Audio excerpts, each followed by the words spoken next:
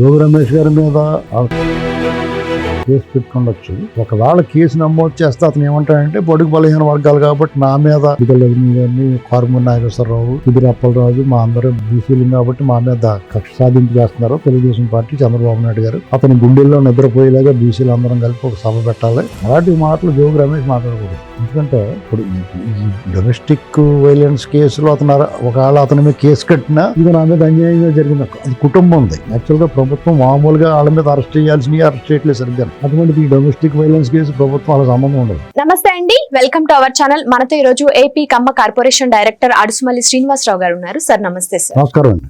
Sir, YCP నేత మాజీ మంత్రి జోగి రమేష్ గారి మీద వారి కుటుంబ సభ్యులైన వాళ్ళ కోడలు మేఘనా గారే కేసు పెట్టారు. అదనపు కట్నం కేసు, అలాగే హత్యాయత్నం కూడా చేశారని చెప్పేసి ఆవిడ కేసు పెట్టారు. ఆయన మీద కాకుండా మొత్తం ఫ్యామిలీ అంతటి మీద పెట్టారు. ఇప్పుడు ఈ కేసు అంతా ఒక ఎత్తు చూసుకుంటే ఇప్పుడు జగన్ గారు ఏం చెప్తారు అంటే ఇది కూడా రాజకీయ కక్షతోటే కేసు పెట్టారని చెప్తారా? దీన్ని ఎలా చూడాలి సార్? ఇప్పుడు ఈ డొమెస్టిక్ వైలెన్స్ కేసులు అంత సీరియస్గా తీసుకోకూడదండి. అంటే నిజ నిర్ధారణ జరగాలి. ఇప్పుడు జోగి రమేష్ గారి మీద ఆ కోడలో ఎవరో కేసు పెట్టుండొచ్చు. అయితే దాన్ని ఇదివరకట్లాగా 498 కేసులు అయ్యి తీవ్రంగా తీసుకుంటలా. ఎందుకంటే దాన్ని వేధించడానికి ఒక మార్గంగా ఎంచుకోవడం జరుగుతూ ఉంది. నిజం తెలుసుకోకుండా ఎవరు కూడా దాని మీద మాట్లాడకూడదు. అది కుటుంబానికి సంబంధించింది, క్లియర్గా పర్సనల్. అది వాళ్ళు కేసు పెట్టుకున్నారు. అది ప్రముఖ వ్యక్తి కాబట్టి వార్తల్లోకి వచ్చింది. అది ఈ విషయంలో ప్రభుత్వం మామూలుగానే ఇలాంటి కేసులు ఏదొచ్చినా సాధారణమైన కుటుంబాల్లో జరిగినా కానీ పోలీసులు సీరియస్గా తీసుకుంటలేదు. కూర్చోబెట్టి ఇరుపక్షాలను కూర్చోబెట్టి మాట్లాడుతున్నారు, లేదా పెద్ద మనుషులకు విడిచిపెడుతున్నారు, మీరు పరిష్కారాలు చేసుకోండి అని. ఇదివరకు అయితే ఏం చేసేవారంటే అత్తగారు మాంగానే ఆడబడిని తీసుకొచ్చి లోపల పడేసేవారు, వాళ్ళ డిమాండ్లు సాగించుకునేవారు. అది దుర్వినియోగం జరుగుతుందనేటువంటి దాన్ని గుర్తించారు. అర్థమైందండి. ఇటీవల కాలంలో 2-3 చూశాను నేను. చూసిన దాని ప్రకారం ఏంటంటే కొంత దుర్వినియోగం జరుగుతున్నమాట వాస్తవం. కాబట్టి దాన్ని ఎవరైనా సరే పోలీస్ ఆఫీసర్స్ అయినా లేకపోతే ఎవరైనా కూర్చోబెట్టి మాట్లాడి ఇరుపక్షాలతో మాట్లాడి తప్పు ఎవరితో నిర్ధారణ చేసుకుని పెద్ద మనుషులకి అప్పచెప్తే వాళ్ళు సెటిల్మెంట్ చేసి వద్దనుకున్నప్పుడు విడిపోతారు. అంతే. కక్ష కార్పణ్యాలతో కేసులు పెట్టుకుని ఒకళ్ళ మీద ఒకళ్ళు ఏం సాధించుకుంటారు? నిజంగా కనుక చంపేయటాన్ని చూసి లేకపోతే దౌర్జన్యం, దుర్మార్గం, హింస ఉందనుకోండి, పోలీసులు పసిగడతారు, ఇమీడియట్గా యాక్షన్ తీసుకుంటారు. కాబట్టి దీని మీద మనం ఇది పొలిటికల్ ఫ్యామిలీ కాబట్టి అని చెప్పి రాజకీయంగా మనం బురదేయడానికి వాడుకోకూడదు. వాళ్ళని ఇలాగ మనం ఇదిలో లాక్కూడదు. అది పర్సనల్ క్లియర్గా. అయితే ఒకవేళ కేసు నమోదు చేస్తే అతను ఏమంటాడంటే బడుగు బలహీన వర్గాలు కాబట్టి మా మీద దాడి చేస్తున్నారు ఈ ప్రభుత్వం, మా మీద కేసు. నిన్న మాట్లాడాడు ప్రెస్ మీట్ పెట్టి. నన్ను, విడుదల రజనీ గారిని, కారుమూరి నాగేశ్వరరావు, కుదిరి అప్పలరాజు మా అందరూ బీసీలు కాబట్టి మా మీద కక్ష సాధింపు చేస్తున్నారు తెలుగుదేశం పార్టీ, చంద్రబాబు నాయుడు గారు. అతను గుండెల్లో నిద్రపోయేలాగా బీసీలు అందరం కలిపి ఒక సభ పెట్టాలి. గుండెల్లో నిద్రపోతానికి ఎంత చోటు ఉండాలి కదా పడుకుంటానికి. ఏంటండి అలాంటి మాటలేదు, అతిశక్తిగా మాట్లాడుతూ ఉంటారు కానీ గుండెల్లో నిద్రపోతాం, మీకు అది చేస్తాం ఇది చేస్తామని అలాంటి మాటలు జోగి రమేష్ మాట్లాడకూడదు.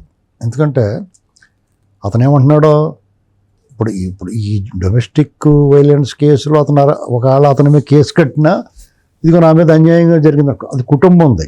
యాక్చువల్గా ప్రభుత్వం మామూలుగా వాళ్ళ మీద అరెస్ట్ చేయాల్సినవి అరెస్ట్ చేయట్లేదు సరిగ్గా.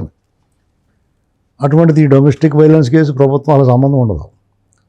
వాళ్ళు మాట్లాడుకోవాలి, పెద్ద మనుషులు కూర్చొని సెటిల్ చేసుకుంటారు, అది సెటిల్ అయిపోద్దండి. అది పెద్ద సీరియస్గా తీసుకోవాల్సిన అవసరం లేదు ప్రస్తుతం. ఎందుకంటే ఏది నిజమో ఏది అబద్ధమో ఎవరికి తెలియదు. మన ఊరికే మీడియాలో వచ్చింది కదా అని చెప్పి దాన్ని వాళ్ళని అలర్ చేయకూడదు. మనం వాళ్ళ గురించి మన స్థాయిలో మనం మాట్లాడకూడదు అటువంటి. కానీ అతను ఒక ప్రెస్ మీట్ పెట్టాడు దీని ముందు.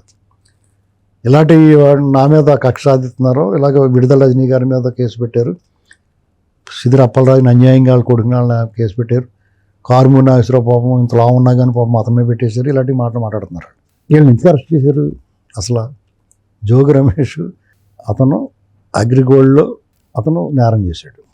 అతను చంద్రబాబు నాయుడు గారి ఇంటి మీద దాడికి వెళ్ళాడు. వాళ్ళు ప్రభుత్వం మారిన వెంటనే నిజంగా కనుక ఇతను పని పట్టాలనుకుంటే రాజకీయ ప్రతీకార దాడులు, ప్రతీకారం తీర్చుకోవాలనుకుంటే చంద్రబాబు నాయుడు గారి ఇంటి మీదకి వెళ్ళిన దాని మీద కేసు మీద కట్టి లోపలయ్యాలి. ఆ పని చేయలేదు. మామూలుగా అలా ప్రతీకార దాడులు చేస్తున్నారని అంటారని అగ్రిగోల్డ్ కేసుల్లో కూడా కేసు నమోదు చేశారు తప్ప లోపలేదు, నోటీస్ ఇచ్చారు అంతే. ఏమండి ఇతను వీళ్ళు ఏమంటలేదు కదా అని చెప్పేసి నకిలీ మధ్య మొదలెట్టాడు. అప్పుడు వెళ్ళి దొరికాడు.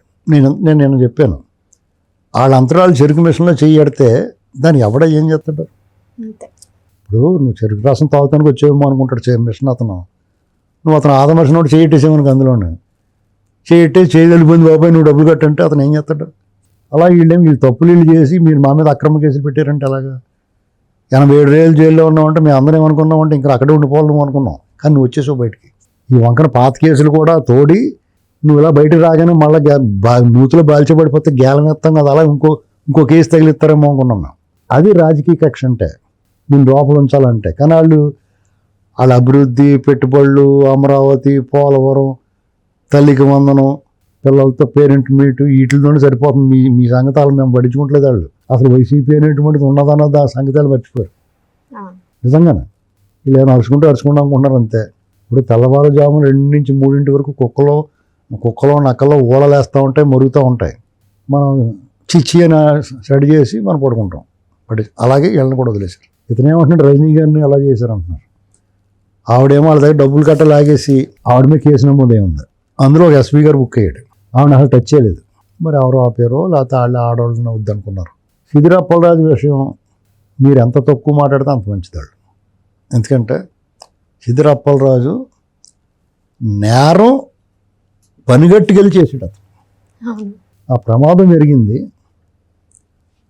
జరిగినప్పుడు అతను అందంగా తీసుకెళ్ళి పోలీసు గాయపడిన అతన్ని హాస్పిటల్ తీసుకెళ్ళి బతుకునంట. అతను బతికే ఉన్నాడు, వదిలేసిపోయారంట. పాపం కదా అది. అతను అలా వదిలేసి కొడుకుని మాత్రం తీసుకెళ్ళిపోయి ఇంకోటి అవును పెట్టేసి ఇంత దానికి టైం ఉంది నీకు. ఆ గాయపడిన వాళ్ళు అతనికి ఎలా పాడేయటం ఎంత మహాపాపం అది, ఎంత దుర్మార్గం. అక్కడ మానవత్వం లేదు. అతను బలహీన వర్గాలు చెందినట్టు బీసీలు కాదు. నువ్వు ఒకవేళ తెగ బెల్స్ ఉన్నా కానీ మంత్రిగా చేసినా కానీ నువ్వు బీసీ, అతను బీసీ కాదు. ఇతను అన్యాయంగా అరెస్ట్ చేశారంటాడు. 6 రోజులు టైం ఇచ్చారు. కోర్టు కట్ట వెళ్ళి ఎన్నో తెచ్చుకోమన్నాయి. కోర్టు కూడా చీయని ఉమ్మేసేసింది. ఈ మధ్య మామూలు కోర్టులు వదిలేతను అయినా సరే ఉమ్మేసింది నీ మీద. అంటే కేసు తీవ్రత అర్థమైందా? కార్ము నాగేశ్వరరావు అతను బడుగు బలహీన వర్గాల మీద దాడిని ఎలాగంటావయ్యా? గుంటూరు అవతలు నరికేస్తాను, గుంటూరు అవతలు లాక్కొచ్చి కొడుతున్నాడు. అతను బలహీన వర్గం ఏంటి? అతను బలహీనుడేటి? దొక్కలా బలిసినోడు, తెగ బలిసినోడు, మంత్రిగా చేసాడు, బోనం సంపాదించుకున్నాడు. అతనేం బలహీనుడు కాదు, నిస్సహాయుడేం కాదు, అధికారం లేనివాడు అంతే. ఇప్పుడు వాళ్ళ కొడుకాళ్ళు కక్కుర్తి కాకపోతే ట్రాన్స్పోర్ట్లో ఏలెడతాం ఎందుకు? ఉన్నది చాలదా? అందులో బుక్ అయ్యాడు. వీళ్ళు వద్దనుకున్నా కానీ మీరంతటా మీరు వెళ్ళి మమ్మల్ని పట్టేసుకోండి అని చెప్పి మీరు వెళ్తుంటే మీరు ఏదో దాంట్లో మీరు దొరికేస్తుంటారు. అసలు ఈ ప్రభుత్వం చిచ్చి న్యూసెన్స్ వీళ్ళతోటి మాకు ఎందుకు అనుకుంటున్నారు? మిమ్మల్ని చూస్తే చిరాకలగా. అయినా సరే మీరు ఏదో ఒకటి చేసి వెళ్ళి వాళ్ళకి దొరికేస్తుంటే మీరు ఆల్రెడీ చేసిన వాటిని వదిలేసారు వాళ్ళు. కానీ కొత్తగా చేసి దొరికేస్తున్నారు మీరు వెళ్ళి. వాళ్ళు ఏం చేస్తారు పాపం? మాలాంటి వాళ్ళు ఏమో దొబ్బుతున్న వాళ్ళు ఎంత పట్టుకుంటలేదని మాకు వాళ్ళు పడలేక మిమ్మల్ని పట్టుకుంటున్నారు. పడకుండా గుర్రాన్ని వెళ్ళి లేపి దంచుకుంటున్నారు మీరు. అటువంటిప్పుడు మేము బలహీన వర్గాల మీద దాళ్ళు, మన అందరం సంఘటితం అవ్వాలి, జగనన్న వెనకాల నిలబడాలి, జగనన్న బలోపేతం చేయాలి. జగనన్న మీరు బలోపేతం చేస్తున్నట్టు అతని పరిపాలనా కాలంలో మీ నడుము విరగొట్టాడు. పొడుగు బలహీన వర్గాలని అణిచేసాడు, రాసి రంపన పెట్టేశాడు. అతను తీసుకున్న విధాన నిర్ణయాలన్నీ కూడా బడుగు బలహీన వర్గాల మీద నేరుగా పడ్డది ప్రభావం. ఇసుక పాలసీ, భవన నిర్మాణ కార్మిక రంగం మొత్తం కుదిలైపోయింది. వారానికి 5 రోజులు 6 రోజులు పని చేసుకునే వాళ్ళు 3 రోజులు కూడా పని దొరకలా. ఆ రకంగా గడవడం కష్టమైపోయింది. దానికి తోడు మద్యం పాలసీ, దానివల్ల ఆరోగ్యం పోయింది. నకిలీ మద్యం వల్ల, అధిక ధరల వల్ల జేబులు ఖాళీ అయిపోయింది. అనారోగ్యం బాగాలైపోయి అనాథలైపోయారు. చావులు సంభవించింది. అన్ని రకాలుగా దెబ్బకొట్టేశాడు. వీళ్ళకి బీసీల గురించి మాట్లాడుతున్నాడు జగన్మోహన్ రెడ్డి. నందం సుబ్బయ్య, తోట చంద్రయ్య, అమర్నాథ్ గౌడు వీళ్ళు బలహీన వర్గాలు కాదు. అప్పుడు మీ నోళ్ళు ఎక్కడ పెట్టు ఏమైనాయి? ఎలా జగన్మోహన్ రెడ్డి మా ఊళ్ళు ఎలా చేతను పెట్టని అడిగావు నువ్వు? చంద్రబాబు నాయుడు గారు ఏమంటలేదు, ఈజీ టార్గెట్ అని ఏమంట పట్టించుకోవడం వలన మనం చేసిన నేరాల ఘోరాలే పట్టించుకోవట్లేదు. ఇప్పుడు కొత్తగా అంటే మాత్రం ఏం పట్టించుకుంటాడో? ఆయన గుండెల్లో నిద్రవుతావా? ఆయన గుండెలో నిద్రవుతాను చాలామంది చూస్తున్నారు కానీ నీకు కళ్ళు లేదు. కాబట్టి మూసుకుని ఇంట్లో కూడా సర్దువాం, లేదంటే ఇంట్లో పెంట ఈదిలోకి వచ్చేస్తుంది. సార్ ఫైనల్గా ఒక క్వశ్చన్. ఇప్పుడు ఏదైనా ఇష్యూ అయితే జగన్ గారు 2 పక్షాలు ఉంటే ఎవరైతే తప్పు చేశారో వాళ్ళ సైడే సపోర్ట్ చేస్తారు కదా. ఇప్పుడు ఈ మామా కోడళ్ళ విషయంలో ఈయన ఎవరికి సపోర్ట్ చేస్తారంటారు? డెఫినెట్గా జోగి రమేష్ సపోర్ట్ చేస్తాడు.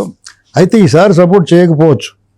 ఎందుకంటే ఇతను ఏమంటున్నాడంటే నన్ను అరెస్ట్ చేశారు బీసీలని వేధిస్తున్నారు మీరు. బీసీలు అంటే ఇప్పుడు జోగి రమేష్, విడుదల రజనీ మీద కేసు పెట్టారు, సిద్ధిరప్పలరాజు లేకపోతే కార్మ నాగేశ్వరరావు, మేము అందరం బీసీలు, మా మీద కేసులు పెట్టింది ఈ ప్రభుత్వం. ఎందుకు జగన్మోహన్ రెడ్డి అని నేరాలు చేసిన వాళ్ళు బాబాయిని చంపేసినా కానీ ఎందుకు పట్టుకుంటలేదు? తర్వాత ఇతను మద్యం ముడుపుల కేసులో ప్రధాన ముద్దాయి అతన్ని ఎందుకు అరెస్ట్ చేయట్లేదు? అటవీ భూములు కాజేసిన పెద్దిరెడ్డిని ఎందుకు వదిలేశారు?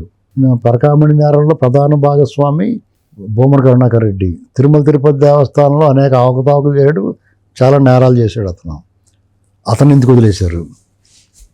సుబ్బారెడ్డి కల్తీ నెయ్యి ఇటువంటి వాటిల్లో అతన్ని, బియ్యం అక్రమ రవాణాలోనూ పైగా పవన్ కళ్యాణ్ గారిని చంద్రబాబు గారిని బూతులు తిట్టిన చంద్రశేఖర్ రెడ్డిని ఎందుకు వదిలేశారు? చెవిరెడ్డి భాస్కర్ రెడ్డి కొడుకుని ఎందుకు వదిలేశారు? పైపులు ఎత్తుకుపోయిన బొగ్గన రాజేంద్రనాథ్ రెడ్డిని ఎందుకు వదిలేశారు? బెదవాడలో ఒక బ్రాహ్మణ స్థలాన్ని దొబ్బేసి ఆక్రమించుకున్న గౌతమ్ రెడ్డిని ఏం చేయట్లేదు? మమ్మల్ని ఎందుకు చేస్తున్నారు? వాళ్ళని కూడా అరెస్ట్ చేయండి అని అడుగుతున్నాడు అనుకుంటున్నాను నేను. అది తమ్ముడు తనవాడైనా ధర్మమే. మా పార్టీలో మమ్మల్ని ఎందుకు టార్గెట్ చేశారు? ఈ జగన్మోహన్ రెడ్డి గ్యాంగ్ని ఎందుకు చేయట్లేదని అడుగుతున్నాడు అతను డిమాండ్లో న్యాయం ఉంది. అది థ్యాంక్ యూ సార్.